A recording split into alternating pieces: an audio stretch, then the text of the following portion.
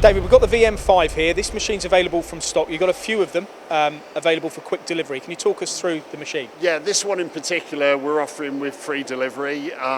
It's been here for a year or more, not done a lot. I think it's only about 35 spindle hours, but it's a nice, good entry-level machine. Good first machine, isn't it? What a first machine to have. If you've got a small workshop, you need, the capacity to make parts, but you don't want to fill your floor space up.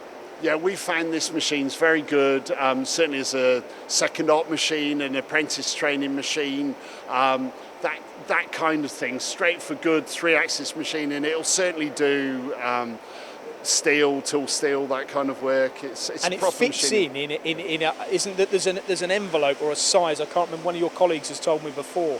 Yes, so the main selling point is it fits under a 2-metre door, so you can get it into most spaces, and that seems to be a big interest. It's also only 1.6 metres wide, so and it also comes with your Max 5 control, doesn't it? Which is full performance of the control, same as all the other Hurco machines. So you get full conversational programming, full capability, NC, everything.